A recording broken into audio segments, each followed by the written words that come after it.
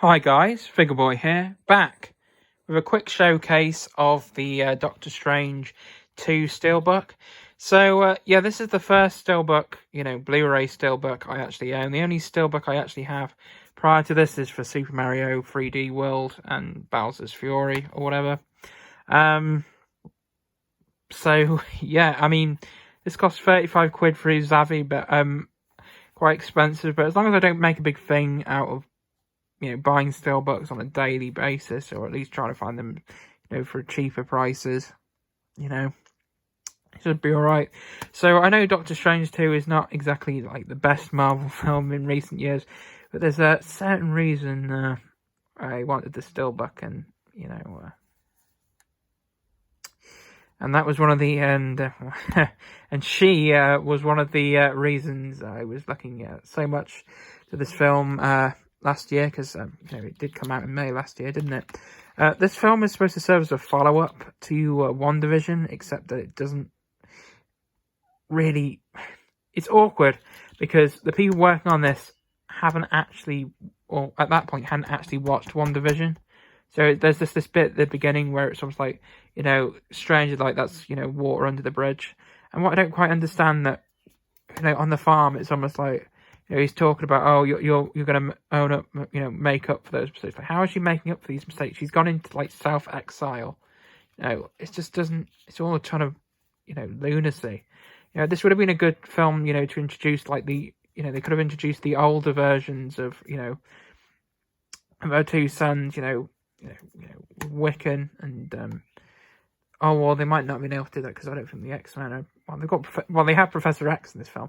That's the thing, like, Professor X could have easily helped, take down, Wanda. Why did he just show up after, like, all his, like, team members had been, and Reed Richards, the dumbest man alive. The guy who wrote this film, I can't decide if he actually, doesn't understand the source material or simply doesn't care. Like, I think he thought he was being more clever than he actually was. And I go on, YouTube videos, reading the comments. So this was such a, the foreshadowing and all that. It is just a ton of rubbish. But anyway, so if I was to describe what the writer of this film looks like, for some reason he just reminds me of Henry Cavill. If he just stopped going to the gym, the moment he found out he wasn't playing Superman anymore, he just stopped working out. Sorry, I don't mean to, roast this guy, but, come on. The fact that he's working on this new Avengers film as well, apparently. But I am, interested to see, how he tries to explain this alongside the director, Sam Raimi. Like, with this film, I'm going to see this as more of a meme film, a bit like Spider-Man, but, Spider-Man 3, but just not as good. If we're going to, do a comparison, because it's the same director, with Sam Raimi or whatever. At least, despite how silly Spider-Man 3 was, at least, Spider-Man still got to be the hero at the end. I don't know if I can really say the same for Doctor Strange. But, going back to actually talking about, the steelbook itself. I don't mind, like, the 3 different versions of Doctor Strange across, the multiverse, which is just, some place it's just weird. It's just like, they just hop from one place to another, whatever. But it would have been nice to have, like,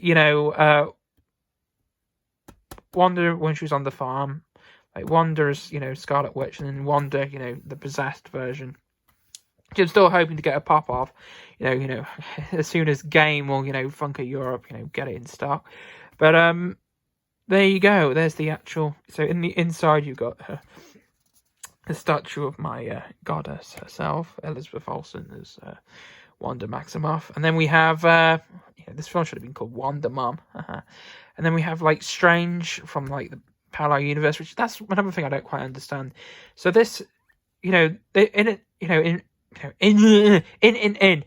Infinity War, Doctor Strange, talks about just the one, case of where they're actually able to defeat Thanos or whatever. It's almost like, I'm guessing they were just talking about the Avengers, because it seems like the Illuminati seem to, take them down, fairly easily. It just doesn't make sense. Like, how this whole Thanos thing, it's almost like, it seems like after that, it's just, they've kind of just, it seems like they're trying to diminish him as this over arching threat, and because they're trying to replace him with Kang, aren't they? But they're doing a terrible job of it. But yeah, that's all I have to really say about the steelbook. But so of course you got the deleted scenes or whatever, and I was scared that the movie was just on the 4K Ultra, and I got myself confused. But no, that isn't the case. So yeah, it should be all right. The discs are a bit plain, but well, that disc isn't as plain. But yeah, like the Blu-ray is a bit like, should have had Wanda on it. You know, looking all beautiful. Well, you know, I've got to be really careful what I say. I don't want to get cancelled. But there you go.